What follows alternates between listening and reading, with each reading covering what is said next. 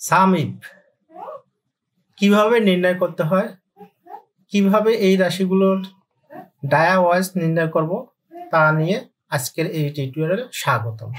ভিডিওটা শুরু করার আগে আপনাদের কাছে একটাই রিকোয়েস্ট, প্লিজ আমার চ্যানেলটিকে সাবস্ক্রাইব করবেন এবং পাশে থাকা বেল আইকনটি অন করবেন। তাহলে চলুন কথা না বাড়িয়ে শুরু করি।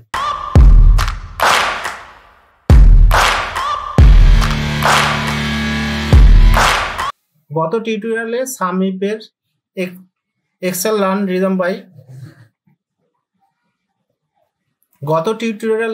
আমি সাম ইফের বিস্তারিত শর্ট, বেসিক এবং ফর্মুলাদের যে ফর্মুলা শেখানো হয় তা দিয়েছি। আজকে এর দ্বিতীয় পর্ব কাজটা। সর্বপ্রথম আমরা কি করব, ডাটাটা এই শীটটা ডায়াটা আমরা ডায়া অনুযায়ী প্রোডাকশনটা নির্ণয় করব। অর্থাৎ টোটাল প্রোডাকশন আমাদের এখানে আছে 50 টন 353 কেজি।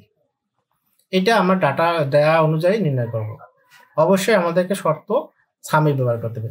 তাহলে আমরা আগে কি করব, আমাদের যেহেতু ওইখানে ডায়া ওয়াইজ নাই, তাহলে আমরা এটাকে কপি করলাম, কপি করে এই জায়গায় একটা রাখলাম। এখানে আমরা কি করব, যে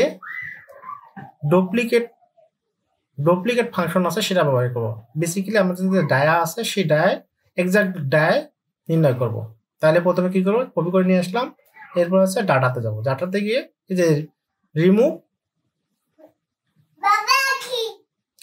রিমুভ ডুপ্লিকেট এখানে ক্লিক করার পরে ওকে দিলাম। এখানে 32টার মতো আছে। এই 32টা ডায়ার মানটা আমরা নির্ণয় করব। তাহলে আমরা কি করলাম, এটা ডিলিট করে দিলাম। তাহলে আমরা এখানে প্রোডাকশন লিখি এবং এখানে একটা বর্ডার দেই।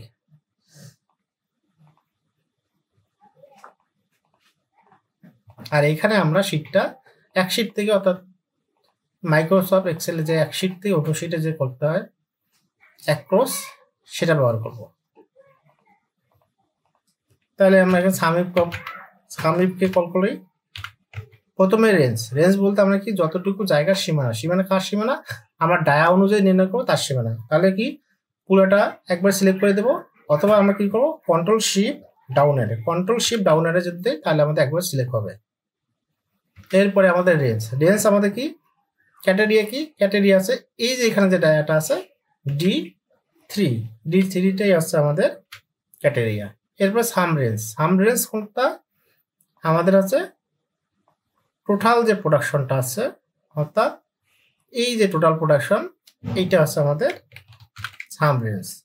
এটাকে কি করলাম, সিলেক্ট করার অবস্থায় কন্ট্রোল শিফট ডাউন অ্যারো দিলাম এবং আছে ব্র্যাকেট ক্লোজ করলাম।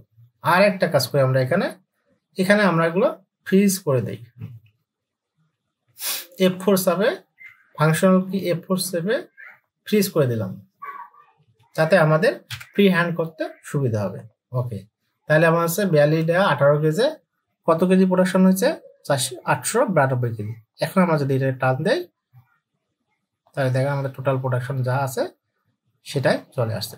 এখন আমরা এখানে কি করব, যে আসলে আমাদের প্রোডাকশনটা ঠিক আছে কি না, 9 এখান থেকে এ পর্যন্ত টান দেব। তাহলে আছে 52,393 কেজি প্রোডাকশন। ভিডিওটা যদি আপনাদের কাছে ভালো লাগে তাহলে অবশ্যই লাইক করবেন, শেয়ার করতে ভুলবেন না। আর হ্যাঁ, এখান থেকে আমি একটা জিনিস নির্ণয় করছি, যদিও সোর্স ফাইলটা দেওয়া যাবে না। এখান থেকে আপনার বায়াল নির্ণয় করতে পারি, তারপর আছে পার্টির নামটা নির্ণয় করতে পারি, অনেকগুলো নির্ণয় করতে পারি। আচ্ছা, এখানে আমরা আরেকটা কাজ করি, পার্টি ওয়াইজ প্রোডাকশনটা নির্ণয় করি সেম ভাবে। তাহলে পার্টির নামটা কপি করে নিয়ে গেলাম, এখানে দিলাম। আর পার্টি এখানে আমাদের কয়টা আছে, 3টে, 1 2 3 3টে আছে। এই 2টা আছে, আর একটা আছে ইফিলিয়ন নামে একটা অপশন আছে। তাহলে ইফিলিয়ন যেটা আছে সেটা আমরা বাদ দিই, এটা আমরা GTL করি। ওকে, তাহলে আবার সেম ভাবে কাজ করব। তাহলে এখানে আমরা প্রোডাকশনটা নির্ণয় করব। ওকে, তাহলে সাম ইফকে কল করলাম, তারপরে রেঞ্জ বলতে আমরা কি পার্টি রেঞ্জ, তাহলে আমরা এইটাকে আমরা কন্ট্রোল শিফট ডাউন অ্যারে করলাম বা অ্যারে করলাম, ফ্রি হ্যান্ড করলাম। এরপরে এখানে গিয়ে এরপরে সাম রেঞ্জ আমরা টোটাল ভ্যালু টোটাল প্রোডাকশনটা দেব। এটা কন্ট্রোল শিফট ডাউন অ্যারে দেই, আর এটাকে আমরা একটা ফ্রিজ করি।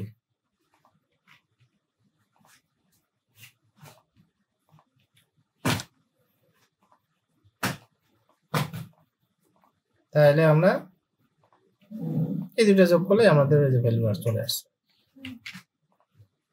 তো আজকে এই পর্যন্ত, ভিডিওটাকে লং করতে চাই না। শেষ করার আগে আপনাদের কাছে আরেকটা রিকোয়েস্ট, প্লিজ আমার চ্যানেলটিকে সাবস্ক্রাইব করতে ভুলবেন না। দেখা হচ্ছে নেক্সট কোনো ভিডিওতে, সে পর্যন্ত ভালো থাকুন। দেখা হচ্ছে নতুন কোনো ভিডিওতে, সে পর্যন্ত আপনারা সবাই ভালো থাকুন, সুস্থ থাকুন। আল্লাহ হাফেজ।